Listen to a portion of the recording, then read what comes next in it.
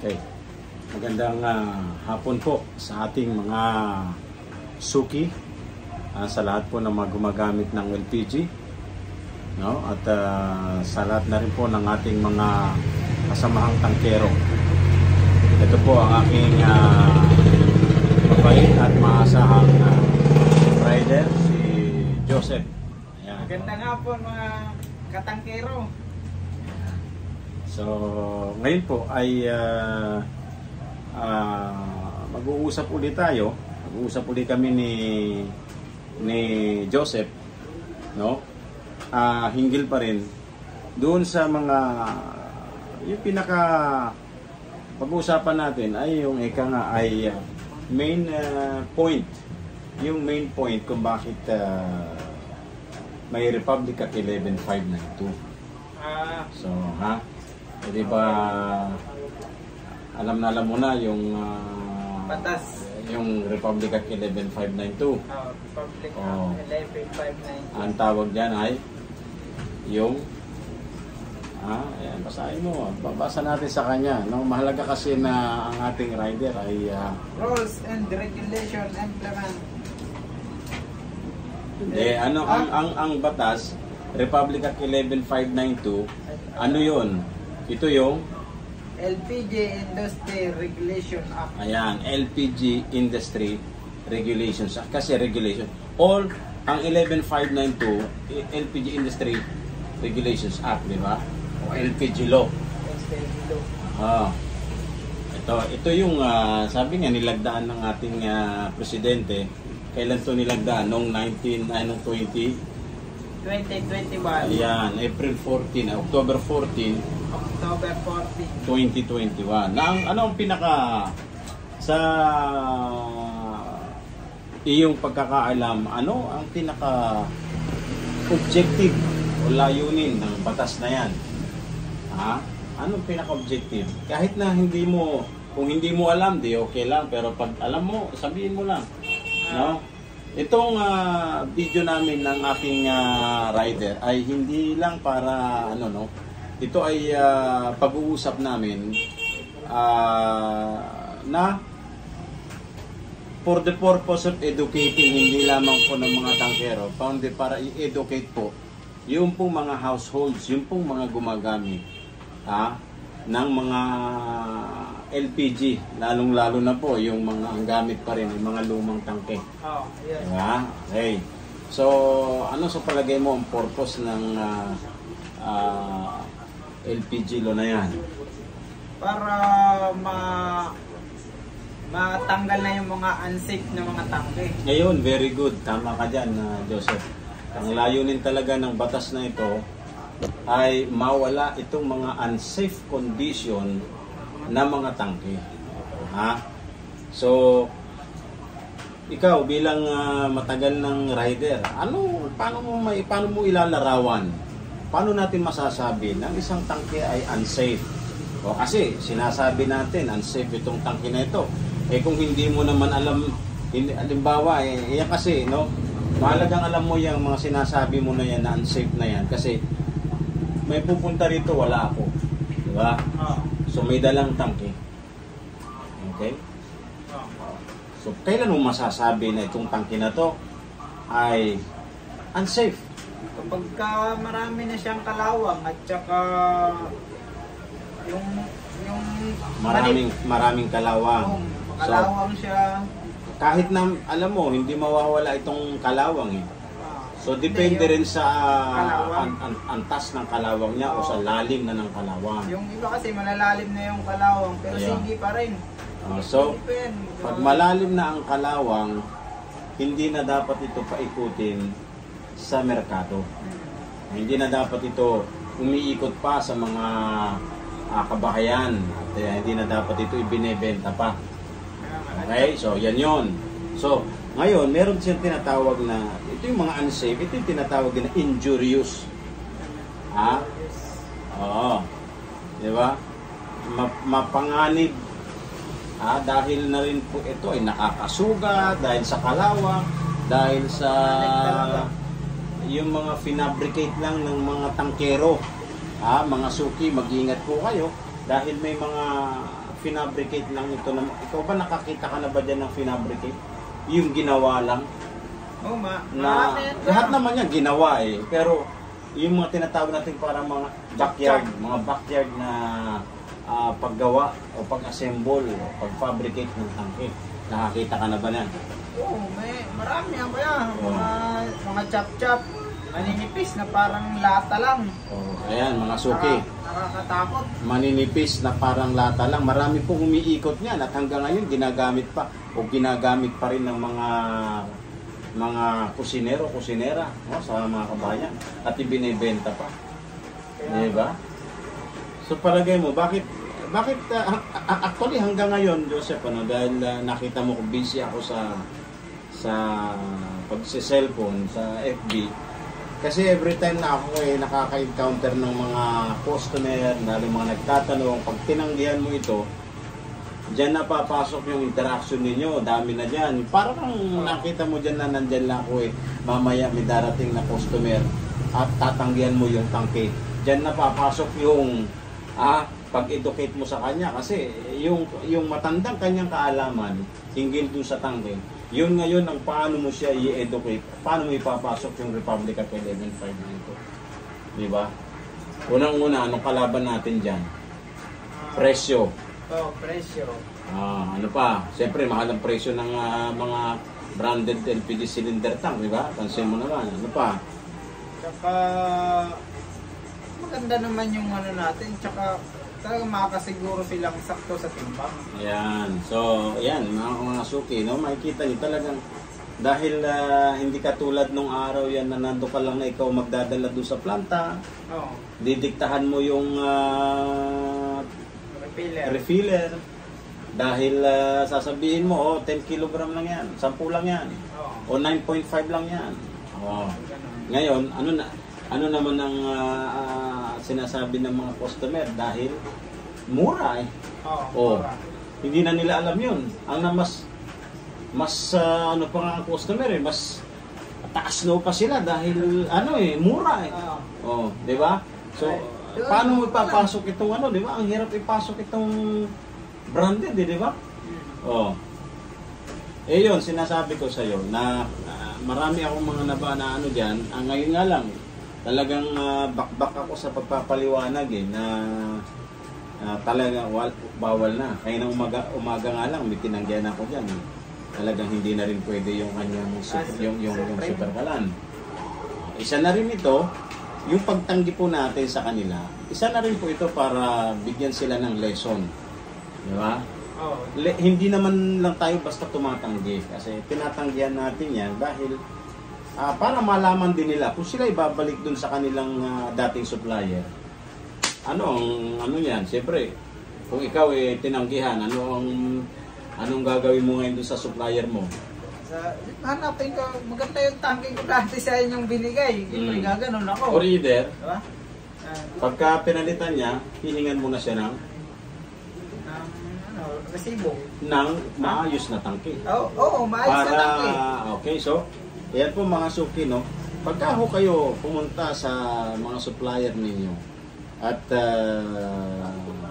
may dala ho kayong mga tangke, lalo na kung bibili pa kayo sa mga nagge-generic, di ba?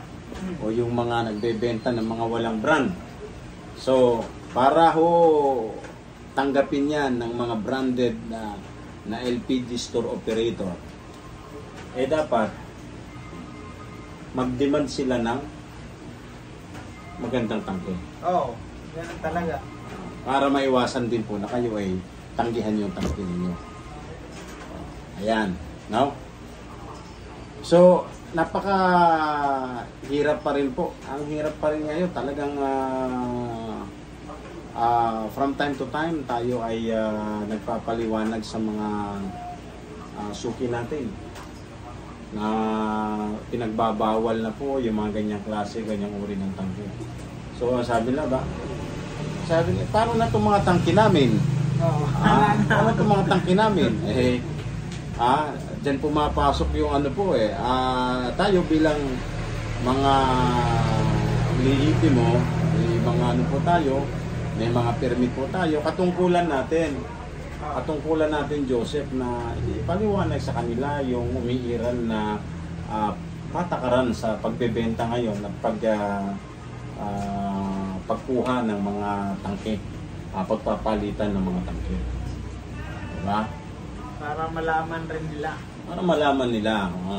Kasi pag hindi mo tinanggihan yon at tanggap ka ng tanggap, dapat kahit na yun ay swap mo, dapat ipaliliwanag mo pa rin sa kanila. Kasi ang dami dyan na yun nga, napapalitan daw yung mga tangke nila ng mga luma. Oo. Na-experience mo ba yan lagi? Ganon lagi yung kanilang sinasabi. Ang ganda-ganda ng tangke namin, ganyan binigay nyo. Pero totoo kaya na maganda yung tangke niya? Yung iba, totoo talaga. Yung iba rin naman, may mga customer rin kasing mga parang nang-honor, nandadaya rin maganda kahit parang budol, ang scam din, di ba? Ayan, siyempre sa mga tangkero din yan. May mga suki din na talagang sa kagustuhan nila, minsan magsasabi ng brand ng tangke yan, pero pagdating mo doon, may mga ganun na, parang maiinis ka pero di mo naman pwedeng awayin kasi customer. Sa atin, anong ginagawa natin? Siyempre, kung kinakailangan i-charge si customer, i-charge natin ng reasonable amount, di ba? Kasi nga, unang-una, may hindi tayo sigurado na tatanggapin ni brand yun eh. Tsaka alam mong may diferensya na yung tangke niya eh. Di ba? May diferensya na yung tangke niya. Kaya, kinakailangan mo rin siya para mas ano pa nga yun eh. Kapag na-charge mo siya, magkakaroon siya ng lesson na hindi palit yung tangke niya sa ibang brand o ng generic. Diba? Na siya, matututo na siya. Matututo. Pero, hindi ka pa rin dahil kahit i-charge mo na si customer, mamaya mapagbalik, iba na naman yung tangke niya. Di ba? Mura daw ng 30 pesos sa kabila. Ayan eh. Mga suki. Totoo po yun. Kasi dahil mura ng 30-50 pesos, yung kabila, kanya ay isinusugal ninyo yung magandang klase ng tangke ninyo. Kaya anong sinasabi ko, pagka ganun, sabi ko, minsan, tinano ko sila eh, yung tawag nun, yung ginagatungan ko. Para ang purpose nun is talagang maitimo sa isip niya na denggoy ka. At saka para magkaroon ka rin ng lesson na hindi lang puro presyo ang pinag-uusapan dito. Kita mo, pinalitan na ng Shine Gas, pinalitan na ng Regasco, pinalitan na ng Luzon Gas, pinalitan na ng mga klase ng tangke na kahit pa paano, pagdating sa presyo, medyo may laban ng konti. Maganda pang tangke. Di ba? Kaya lang, dahil ang problema nga, ikaw ba naman ang magtatakas ng tangke, magpapakarga ng gabi, magpapakarga ka ng sa planta na walang brand. Di bibigyan ka ng murang presyo ng LPG per kilo, di ba? Kung murang bigay sa'yo, magkano mo ibibenta? Natural. Mababa rin. Di ba? So, ibig sabihin, ang mga suki, minsan, madalas na nakatingin sila sa presyo. Diba? Yan yung karamihan ko eh. Ayun. Kaya ito ngayon,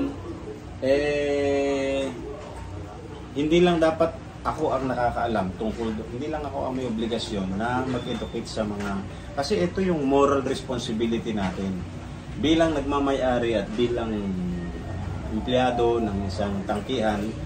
Ay hindi lang dapat tayo magbenta at hindi lang dapat tayo kumita at hindi lang din dapat tayo mag-deliver. Dapat substantially, ibig sabihin, talagang namnam natin, alam natin kung ano yung moral responsibility at obligasyon natin sa pagbenta at pagtanggap ng tangke. Di ba? Okay, like now, kasi ang kailangan is education campaign ngayon. So, naririnig mo naman pag tinawag na generic. So, sabi mo kanina is, ano ba ang generic? Ang sabi mo kanina is yung unsafe. Generally, tama yan. No? Yan yung mga unsafe. Pero iano natin, siyempre, kaya sa tinawag na generic, para kang bumili ng gamot yan eh. Na walang specific na brand name yung gamot. Ang ibibigay sa'yo, for instance, about yung tungkol sa vitamin C. O bibili ka ng vitamin C. So, basta vitamin C bibigay sa'yo kasi nga mas mura. Okay, so yun din naman ang principle kung bakit mura itong mga tinatawag na generic. Kasi nga, ito sa generic ito, walang brand walang trademark. Di ba? Walang nag-maintain sa kanya. Oo, walang nag-maintain doon sa tangke. Di ba? Kahit laglag na yung kalawang, kahit na naglalambada na yung tangke, umiikot na, sumasayaw na ng kakargahan pa rin yan. O bakit naman tinatanggap at tinakargahan pa rin ng refilling plant? Kaya nga. Bakit? Siyempre, wala siyang responsibilidad doon sa tangke, wala siyang pakialam. Di ba? Wala siyang, imaginein mo yung tangke na kinargahan ng walang kasamang malasakit. Kasi wala siyang pananagutan sa tangke, hindi naman niya tangke yun eh. Di ba? May gastos ba siya sa tangke? Wala. Wala naman tatak. Wala naman tatak. Sinong mananagot doon? Wala. Meron pa nga di ba? Kita mo naman, mga suki. Yung pong mga walang brand, yan po ay tinatawag na mga generic. Kahit po yan ay branded, example, Sulain Gas, Sulain, Petron, anong ginagawa ng mga nag-i-illegal? Itong mga nag-i-illegal na ito, hindi naman natin sinasabi na ito ay permit-wise, government requirement-wise. Pwedeng sila po ay may mga papel, may license to operate sila, meron silang mga permit galing sa local government, meron silang LTO, pero nag-i-illegal pa rin sila. Yan. So pwedeng yung establishment nila, pwedeng yung shop nila illegal per se. Pero at the back, meron po silang operation na nag-illegal. Naintindihan mo yun? Na marami kang alam na ganyan, di ba? Meron talaga. So, yun naman mga katangki, it's your call. Call na nila yon. Kung napili nila na magdoble kara, at maging hunyango, alam mo yung hunyango, nagbabago ang kulay, di ba? Parang nag-ano lang. Di ba? Kung saan kakapit sa yan, magbabago. Yan yung mga madidiskarte sa industriya kasi hindi mo sila masisi. Kasi siyempre, ang ina-after ng mga yan inakailangan may pumapasok. Bilang nagmamayari, actually, siyempre ganun ang gusto natin. Dapat may pumapasok. Kanya puspusan yung marketing na ginagawa natin. Yung aking rider, nagmamarket din po siya. Pagka wala siyang... Ito pong usapan namin is just a casual conversation na lahat po ng aming operasyon, i-share din namin pati yung pong marketing strategy namin, i-share din natin yung about sa LPG law, yung mga generic na yan. Lahat na po na pwede naming matakel, pagpasensya nyo na kasi kami mga mga hampas lupa lang kami mga vlogger. Yan ang aking kasangga sa industriya, si Rider. Kaya mga tangkero, huwag nyo masyadong ilalayo yung sarili ninyo doon sa rider. Yan, number 1 yan. Dapat kaututang dila mo rin siya. But not to the point na wala na siyang respeto sa iyo. Diba? So, kinakailangan, maintain din na, ito yung may-ari. Pero, huwag masyadong kasi kinakailangan nasasabi mo kung ano yung mga diskarte. Katulad yan, si rider ko ay nagmamarket din, di ba? Siyempre. Pag nagde-deliver ako sa pag wala namang pending, pitik na. Pitikan mo na, kahit mga 30, 20, malaking bagay na yon. O kaya saan kailan ka pa nagmamarket? Pagka walang deliver talaga, matumal. Matumal. Market na sa mga paligid. Paligid. Ayan. Pero sa akin, pinagmamarket ko lang siya sa mga malalapit na lugar. Kasi nga, although meron akong sariling motor, siyempre, siya yung primarily, siya yung responsable sa delivery. Kaya hanggat maaari, kasi ako taga-sagot ng telepono, taga sa cellphone. Malaking bagay kasi po yan na meron naka-assign sa cellphone, hindi yung siya pa rin, dahil ang hirap nun no? Kaya ikaw, nakafocus ka sa marketing, nakafocus ako sa marketing, nakafocus ka sa diba? So, pag matumal, nag-ano siya, pero sa malalapit lang na area. Okay, so pag halimbawa naman pwede mo rin naman siyang gamitin, pwede rin naman siyang gamitin na mag-market sa malalayong lugar, provided ikaw ang mag-deliver. Or either, mag-hire ka ng isang marketing personnel mo na walang gagawin, kundi magdikit, mag-flyer. Okay? So, ayan ang marketing ni Catering, si Ryder, ako, at the same time, ano pang ginagawa ko na paano ma-market pagka ako'y kumakain sa mga karinderya. Kinakainan ko yung mga yan kahit hindi ko pasuki yan. Kinakainan ko yan hanggang 3-5 beses kakainan mo yan. Siguro naman natapos na yung kwento mo sa 5 beses na pabalik. Pag ayaw pa rin niya, medyo lipat ka ng pwesto, di ba? Lipat ka ng pwesto. Ayan ang mga ano ni Catering. Maya-maya wag yung, basta tayo, lang tayo ng, ikaw ba, sinabi ko na sulutin mo yung pinanggalingan mo? Hindi. Di ba? Ayan. Hindi ko po sinasabi sa kanya na puntahan mo yung dati mong customer, yung customer ni ganito. Hindi po. Masama pong, hindi po tama na gawain natin yan. Kanya hindi po tama na gawain natin manunulot. Kasi ang pangit naman nun, di ba? Ayan mo, halimbawa, sa normal na pakikihalubilo natin, hindi naman masama na kwentuhan mo. Then at the same time, ay offeran mo. Diba? Hindi yun panunulot. Kasi, siyempre, paano na lang, ibig mo sabihin, susuluhin mo yung customer lifetime? Walang ganon. Walang ganon na lifetime na sa akin ka na lang. So, normal yan, na pagka, lilipat ang customer, pero hindi panunulot. Huwag yung, alam ko na na yun ni dating suki ni ganito. Pagpupuntahan ko sa iyo at sasabihin ko, opera mo ng ganito. Yun yung mga klase ng panunulot na hindi magandang gawain. Diba? Yung mga fair practices, mga fair and best practices, ay i-observe natin. Okay? Gawin natin professional yung ating pakikipag-interact. Gawin natin professional. So, ano pa? Ang klase ng mga marketing. So, as much as possible, yung rider natin, katulad niyan, bagong gupit, di ba? Di ba? Nadamay mo yung buhok. Di ba? Bagong gupit niya. Si Catering. Maayos din. Bagong gupit din. Laging maayos ang pananamit, di ba? Kahit na nakashort lang lagi si Catering kasi laging nakahanda po tayo. Ayan. At siyempre, yung PR ni rider at PR ng nagmamayari dapat maayos, di ba?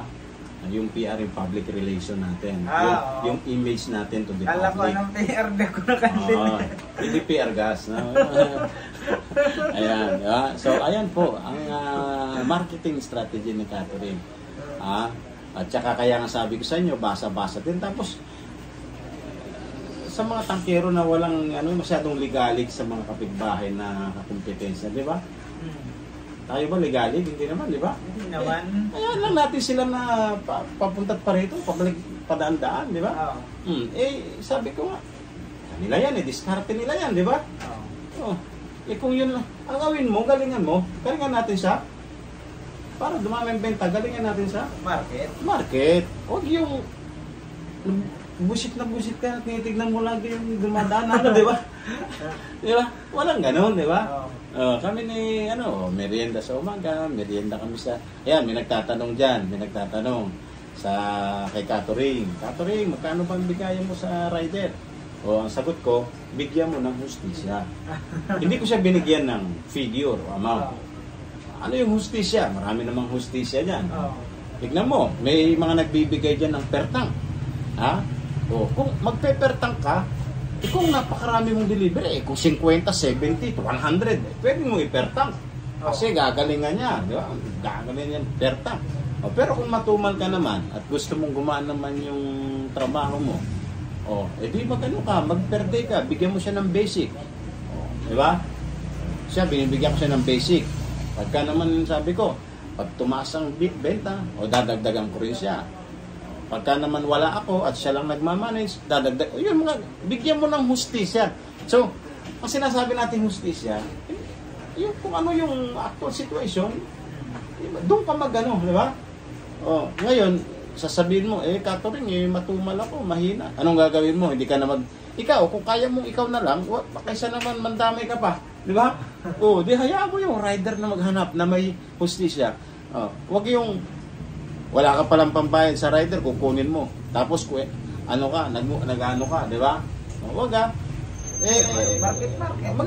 mag-market ka. Dadami rin yan. Ngayon, ang kuntuhan natin, bigyan mo ng hustisya. Kung hindi mo kaya, ikaw na lang mag-deliver. Ikaw mag-deliver. Hindi mo kaya. Pero siyempre, yan ang barometer. Yan ang sukatan din ng pagpili mo na ikaw ay magkaroon ng maging isang maliit na negosyante katulad ni Catherine. Ang ano niyan is forward purpose na hindi lalaki yung shop mo. Forward purpose na hindi tataas yung benta. Di ba? So, kung hindi ka mag-iisip ng mga estratehiya, walang mangyayari. Kaya nga. Di ba? Dito pa naman sa ano natin, pagka mga ganitong oras talagang hayahay tayo. Bigyan mo ng hustisya yung rider mo. Maghayahay din siya. Wag mo siyang titignan na parang naalibadbarang ka. Hindi pwede. Wag mo siyang bakbakan kasi napapagod din yan. Meron pa anong disadvantage kung halimbawang puro tangkihan na lang, iba per tank. Sa akin, sa nakikita ko, mukhang pag per tank, baka balasubas na tayo magkabit ng mga tangke kasi gusto mo. Ikaw na naman makakuha sa susunod na tawag di ba? Oo. Kailangan makarating ka na naman agad sa shop.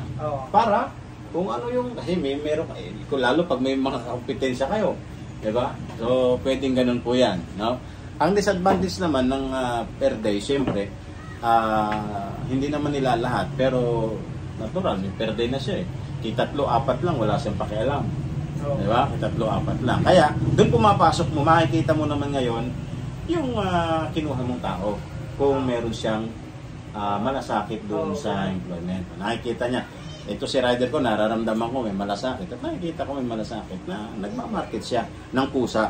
Ako naman, ayoko naman na every time na wala, larga na larga. Hindi, kasi sa akin, tanggap ko yan na may ganyan talaga, may araw na matumal. Diba? May araw na matumal. So yan naman, babawiin mo naman yan sa susunod na araw. Huwag mo tignan na walang ginagawa yung tao mo. Kasi yung presensya pa lang niya rito, malaking bagay na yun. Nandito siya. Pag may nagtanong, nandyan siya. Okay na yun. Magaan ang buhay mo, magaan ang operasyon mo. No? So, importante lang, pag nag-iwan ka ng tao, magkanta ka ng inventory. So, doon pa lang sa inventory, malalaman mo naman kung ilan ang nabenta. At saka, mahirap naman na puro na lang pagdududa nasa isip mo, hindi ka makatulog. Di ba? Mga tanggero. Kaya lang, tapatan mo rin yon ng inventory. Para walang matulog ka. Kasi kinabukasan, malalaman mo kung nagloko siya o siya. Napakadali lang bilangin yung mga tangke na. Sasampu lang yung tangke iniwan mo. Dalawan na iwan. Ilan yung nabenta? Di walo. At pag ibinenta niya yun ng mas mura, sasagot niya. Basta dun siya sa price board, mag-steady. Pwede na. At makikita ko sa akin, ako na-present ko, yung rider ko, pag talagang naghalimbawa siya, alam niya na yung style ko na pag halimbawang malayo yung tumawag, initiatively, siya na nagdadagdag. Pero, naka-indicate yun sa resibo. Hindi niya iniisip na may mga rider na ganyan nagdagdag pero hindi nag-appear. Meron pa akong isang rider na ang kausap ko na pala si rider na lang, katawaran ko na pala si rider na lang. Pero si rider tapos na siya doon. Yung presyo na mataas bigay niya, pero sabi niya, kuya, ito. Di ba? Yung mga ganyan, ano naman yan lalabas at lalabas naman yan. Hindi naman magtatagal yan ganyang gawain. Oo. Siya na pala katawaran ko. Di ba? Di ba? Kaya ayan, si rider, nakikita rin niya yung ibang mga gawain ng ibang mga rider na hindi naman dahil siya nagtataka pero alam niya na yung karakas, di ba? So, tandaan ninyo mga rider, at tayo man din ay rider at tayo rin naging empleyado.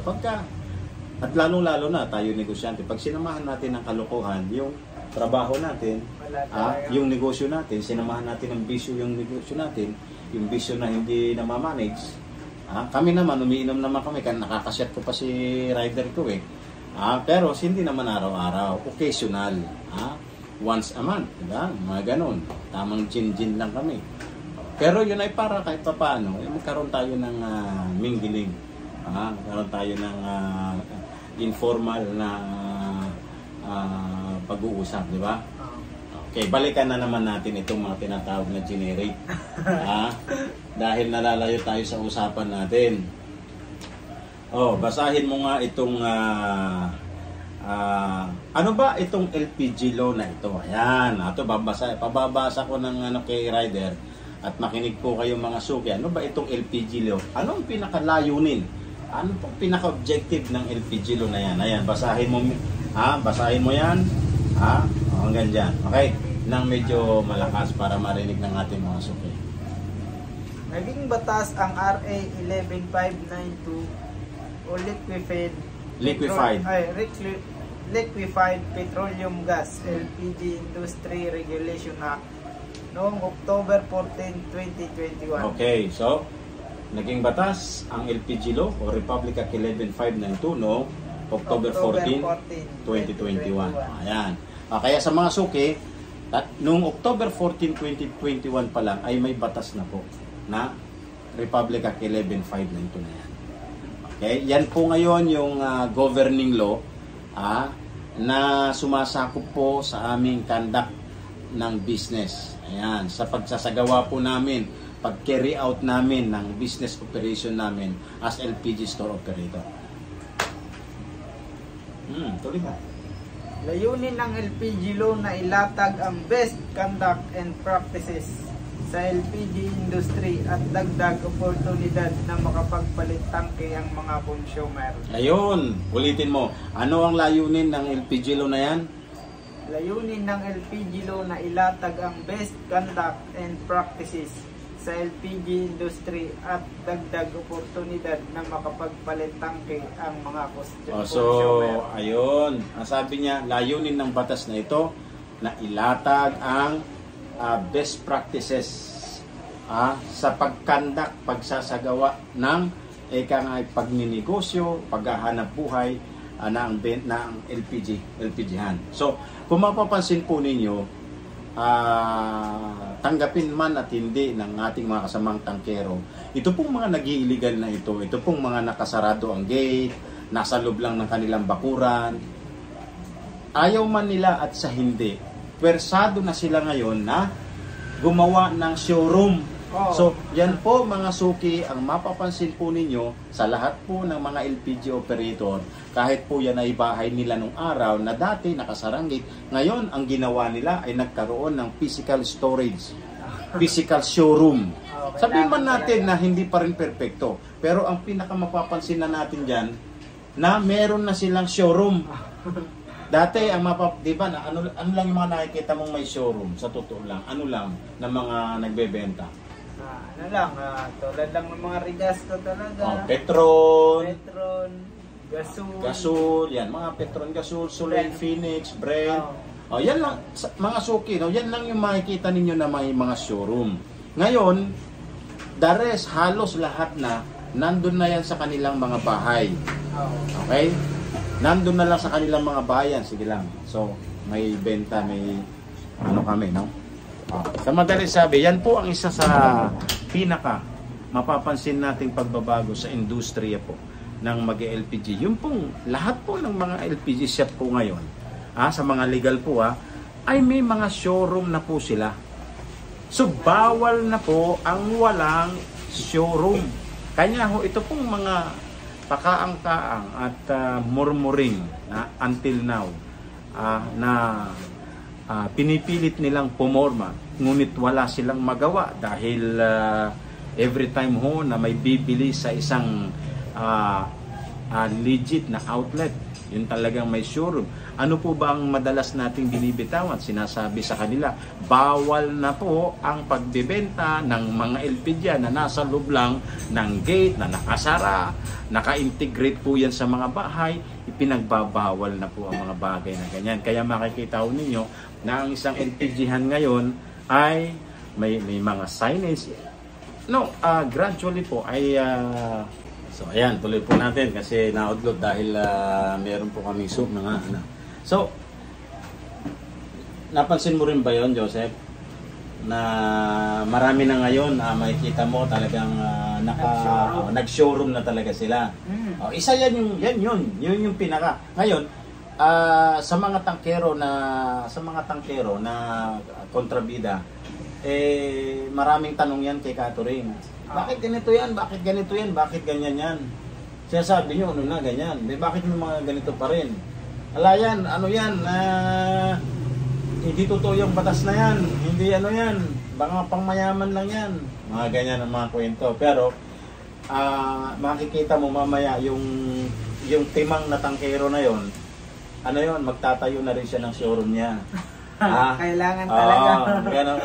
Wala man siyang wala man siyang magawa. Kaya mga suki, isa po na indikasyon na para ito sinasabi natin, anong masabi sa mga suki na unang gagawin, tingnan nila kung may showroom yung suki nila. Yung suki nila. Isa na kasi diyan na kailangan may showroom. Ang showroom nakadisenyo yan, may mga signages, nakapaskil dyan yung kanilang mga permit, yung safety, yung fire safety inspection, yung kanilang business permit na galing sa City Hall, yung registration po na galing sa, ito para alam ng mga suki natin, ito po yung receipt copy natin galing sa Department of Energy. Dito po makikita natin yung summary ng kanyang mga brand na pwede lamang niyang ibenta.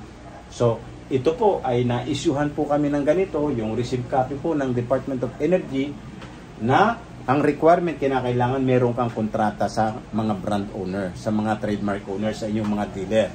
Yan po ang nagja-justify, nagbibigay ng katibayan na talagang authorized ang outlet mo na magbenta ng tangke na yan kasi meron siyang kontrata. Outside of this brand, pag wala ka niyan, hindi ka pwedeng magbenta. Illegal po ang pagbebenta nang wala po na nakasaad po doon sa nirehistro mo sa Department of Energy. Ayan. Ano po? At saka, ayan. Meron pong tayo ng biyaya. Ayan. Tibayan. Ngayon, si Catherine. Isa yan, nakikita ng rider ko yan. Nagre-resibo ako. Diba? Nagre-resibo tayo. Sabi niya, ulitin na naman natin, ang sabi niya ay ilatag ang best practices in the conduct of or carrying out the business. So, ayan, meron ka na rin fire extinguisher. Yan po yung mga best practices. Na may fire extinguisher ka, at actually, meron pa sa batas, sinakailan, may sprinkler ka pa. Ano yun? Water sprinkler, yung paghalimbawang nagkaroon ng sunog. O kaya malakas na yung usok, automatic yun, mag-alarm yun at magre-release na yung valve ng sprinkler na yun at yun ay mag-spray ng water. Yun naman, sa mga malalaking shop na, sa mga warehouse, yun, importante yun. Okay? So, ano pa? Nire-require kami na mga permit. Nire-require kami ng mga, yung sinasabi na paglatag ng mga best conduct sa pagsasagawa ng business na ganito. So, kapag wala hong mga permit yan, illegal po yan. Illegal talaga yan. At paano yung sinabi niya? Na pagkakataon, oportunidad na rin ito, sabi niya, para mapalitan yung mga tangke ng customer. Anong mga tangke yan? Ayan po yung makikita dyan, yung mga tangke na yan. Yung mga, yan yung tinatawag natin na generic.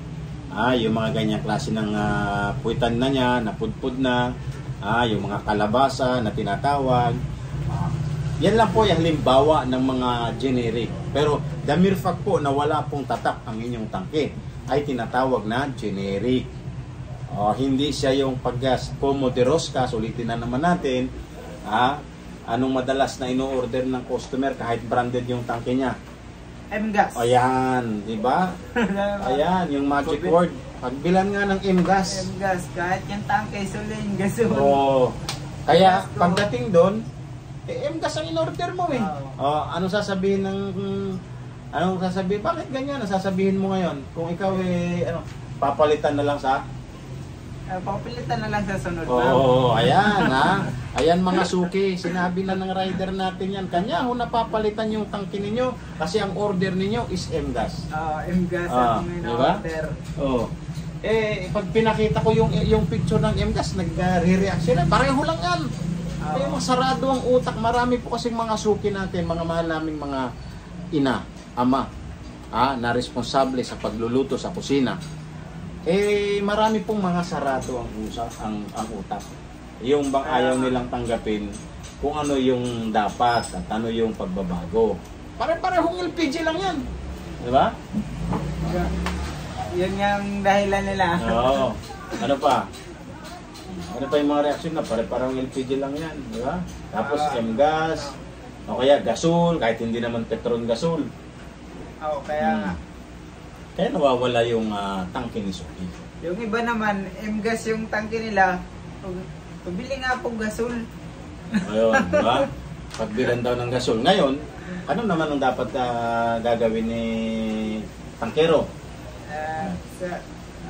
Sasabihin niya na mali ang order. Iko-qualify. Iko-qualify. Ikaw naman, iko-qualify mo, huwag mong sasamantalahin. Kasi, sasamantalahin natin, hindi rin magandang gawain yun. Papalitan mo yung tangke niya, solin yung tangke niya na de Roscas. Petron gasol na de Roscas, papalitan mo ng pasabog na tangke.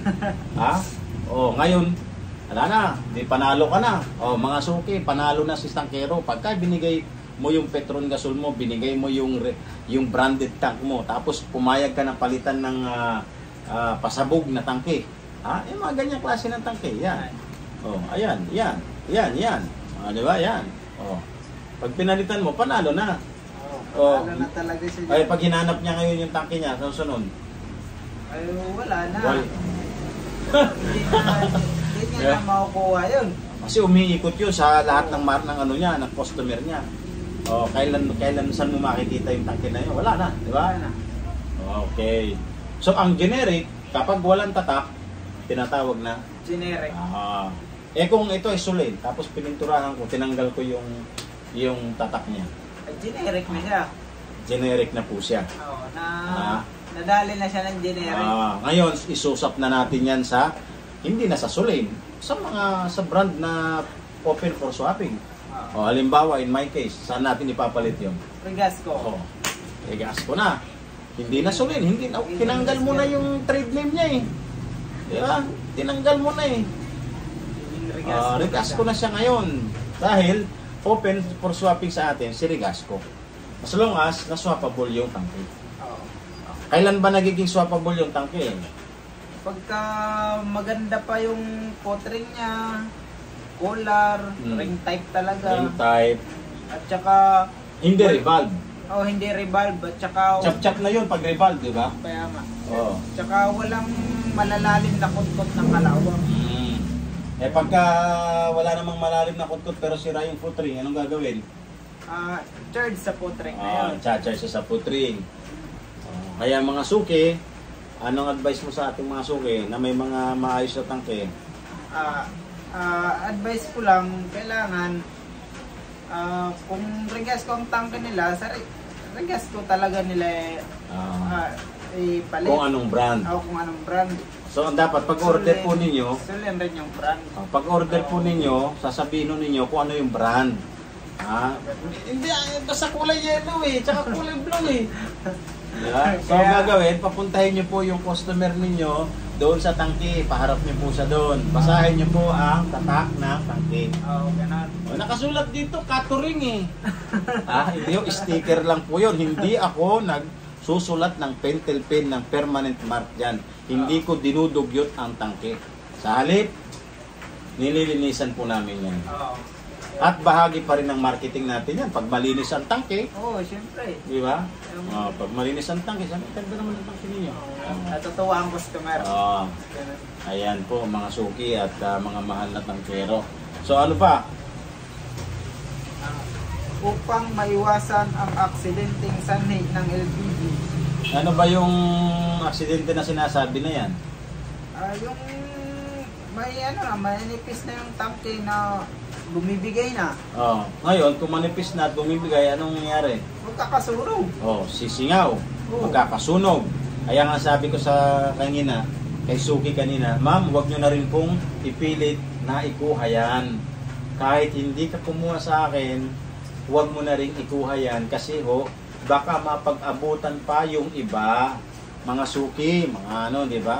Huwag nyo na rin pong ikuha yon kasi po kapag ka oportunista ang tangkero at sanay na mag-illegal ang isang tangkero, ipaiikot pa ho niya yan.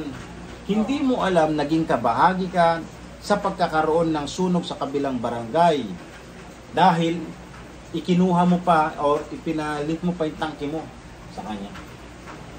Okay, ang dapat po nun kapag ka ay pinapa-scrap na ho yan dun sa mismong planta. Kaya nga kung meron ho kayong mga anong dapat nilang gawin kapag meron silang mga ganong klase ng tangke? Dapat nilang ibigay sa kanilang suking LPG outlet. Ipapapalit nila ito. Okay, so mag-usap na kayo kung may charge yan o walang charge. Okay, yun kasi ang purpose nun para ma-eliminate po para mawala dun yun ang purpose nun. Para mawala dun yung tangke na bulok, anong gagawin ni Suki? Isa-swap. So swap niya. Kung swappable pa. Kung hindi na swappable, anong gagawin? Ay wala na, junk shop na. Pero actually, pinagbabawal din ng isang junk shop ay tumanggap ng mga tangke na bulok. Bakit? Kasi unang-una, hindi rin sila, bawal sila mag-store niyan kasi may mga residue. Yung ibang junk shop rin kasi kuya, pag may binita sa kanilang tangke, ibibinta rin nila ngayon yun. Doon sa mga tangkihan. Iikot ulit. Ayun. Kaya ang proper po niyan ay dapat tanggapin ito ng isang LPG outlet under the condition na isuswap ito. So yun na nga po, yun na nga pag-uusapan ng suki at saka ni outlet. Mag-uusap sila, i-charge or kinakailangan niya na talagang kumuha ng panibagong tangke. Pero kinakailangan ibigay niyo na po yung tangke sa kanya dahil si outlet po ang dapat mag-dispose po niyan, ibibigay po niya sa kanyang brand supplier. Itong si brand supplier, siya po ang responsable na magdala po yan doon sa kay trademark owner o kaya sa mga swapping center para masuri at kung ito ay kinakailangan i-improve or kinakailangan i-scrap. Okay. So, itong pag-uusap natin ni Joseph, para ikaw din, may idea ka kung anong nangyayari dyan, anong dapat na mangyari. May mga swapping center kasi, na nakapaikot na sa iba't ibang rehiyon, na doon dadali ng mga dealer yung mga tangke na subject for requalification. Okay? Nire-requal yung mga tangke na yan. Ibig sabihin, ano ba requalification? Ito yung proseso na pagsusuri kung ano ang dapat gawin doon sa tangke na mga generic na yan. Ito ba ay pwede pang ipaikot at i-repair at ipaikot sa market or i-scrap na, idadali na sa melting company. Ayan. Pag may melt na yan, gagawin na uling yan, mga ibang produkto. So, tuloy mo. Nagtatakda ng mga komprehensibong regulasyon ang LPG Industry Regulation Act. Ayan. Pagdating sa wastong refilling at distribution ng LPG sa ating bansa. Ulitin natin. Ang LPG law na yan, layunin nito ay maglatag ng mga polisiya at panuntunan kung paano ang tamang pagninegosyo sa LPG. Pangalawa, para mawala na itong mga tinatawag natin mga unsafe, injurious, o mga generic na tangke. At para mapalitan na siyempre yung mga bulok na tangke ng suki. So, dyan magkakaroon ng sinasabi nga natin kung swappable pa ba o hindi swappable. So, ulitin natin paano ang gagawin po, paano ang gagawin. dadalhin nila yung tangke nila sa LPG operator, sa nagbebenta, isuswap nila sa tangke na brand na gusto nila. Itong si LPG operator, dadalhin niya yan, bibigay niya sa kanyang dealer. Si dealer, dadalhin niya yan doon sa brand owner, sa trademark owner, o sa refilling plant na ano, at sila magdadalhin nila sa swapping center. Okay? Kung yung tangke na yan, ay isasubject ngayon yan for requalification. Ano tong requalification na ito? Ito ay proseso para kumpunihin or gawing scrap ang tangke na yan. Sino na alimbawang na-requal ang isang tangke? Sino na nagmamayari? Kung ipinalit mo kay Regasco, si Regasco. Ayan.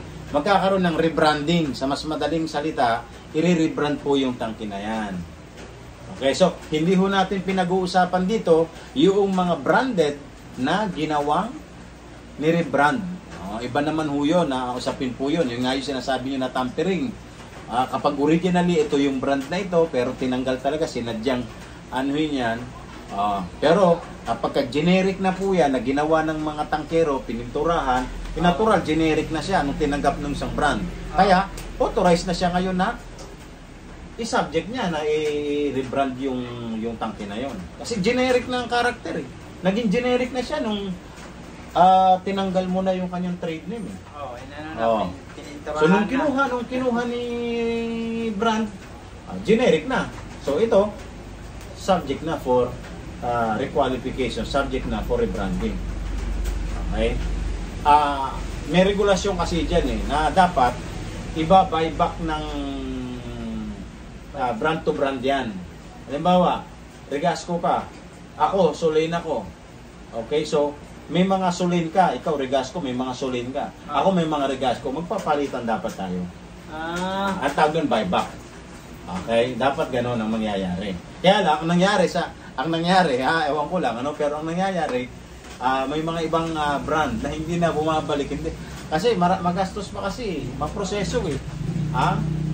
Sa halip, ang ginagawa nila, talagang sinadya na nila na itamper ito mga ito at nire-rebrand na. Bakit? Dahil sa kakulangan na rin na ng tangke.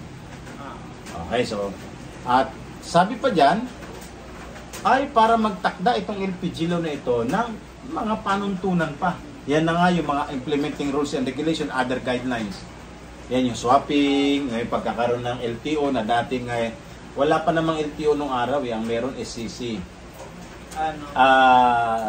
Safety Standard Certificate, parang ganun eh. Nakalimutan ka na, Safety Standard Certificate. Yung parang nakalagay sa helmet ko yan. Safety Standard, SCC. Okay? Safety Compliance, Safety Standard Compliance, or Safety Standard Compliance Certificate. Standards Compliance Certificate. Yan ang SCC. Standard Compliance Certificate. Now, pinalitan ng tinatawag nating License to Operate. LTO. Ayan yan, sige, tapusin mo. Sinaad din sa batas ang pagtanggal ng lahat ng generic, unbranded, nangangalawang at hindi safe na mga LPG tank sa industriya. Ayan. So, ayan po ang maikli naming pagpapaliwanag at pag-uusap ng aking rider na ang layunin ay para makapagbigay kami sa inyo ng aral para ma-educate po natin ang mga suki natin na hanggang sa ngayon ang ginagamit pa rin nila ay yung mga unbranded at nahihirapan silang maghanap ng mga ma-orderan. Kasi yung tangke, laging sinasabi ng nakakatanggap ng tawag, ma'am, pasend po ng picture. Bakit? Kasi importante na po yan kung yung tangke ninyo ay swappable pa ba o hindi na. Siyempre, pag hindi na ho swappable, subject for scrappage na yan o scrapping. Hindi na ho talaga pwede. Sorry to tell, pero hindi na ho talaga pwede pagka hindi na siya pwedeng iswap. So, kinakailangan mo na talaga na bumili ng panibagong LPG cylinder na gusto nila. So ang layunin ay tanggalin yung mga generic, mga unsafe. Yan po ang pinaka-purpose ng LPG law na yan. Na mawala itong mga... Ngayon, puntahan natin yung mga reaksyon ngayon, Joseph, no? Kasi maraming mga nagre-react na hindi naniniwala na seryoso ang DOE, seryoso ang mga batas dahil marami pa sila nakikita. Okay, so dahil marami pa nakikita mo na marami pa naman, diba? Mayroon pa talagang mga nagtatakas. Oo. Pero sa akin, no, ramdam ko naman na talagang hirap na rin po itong mga maglalangka na ito. Mga magsasako. Hirap na po sila. Wag ho natin i-exaggerate. Sa akin, ewan ko lang sa lugar ninyo, pero ako man nakakita rin ng ganyan. Pero hindi ko ini-exaggerate. Nasa halip na mas dumami na po ang sinasabi pa rin natin na marami pa rin. Well, talagang marami, pero alam naman natin na hirap na sila. Di ba? Mismo nga mga rider na tumatanggi na hanggat maaari Hindi na nga sila makatingin ng diretsyo kapag meron sila nakitang di ba? Oo. Pero hindi, marami pa rin tayo nakikita, but not necessarily na walang ginagawa at hindi seryoso ang Department of Energy. Okay? So, kung tayo ay hindi pa rin kontento sa gawain sa inspeksyon na ginagawa ng DOE, anong gagawin natin? Pag hindi kontento yung mga kasama nating tangkero sa performance ng DOE, anong gagawin? Mag-isip sila kung ipagpapatuloy pa nila yung ganitong klase ng hanap buhay. Magandang hapon po at mabuhay po tayong lahat. Ito po si Catherine, ang tangkero ng bayan. Mabuhay po.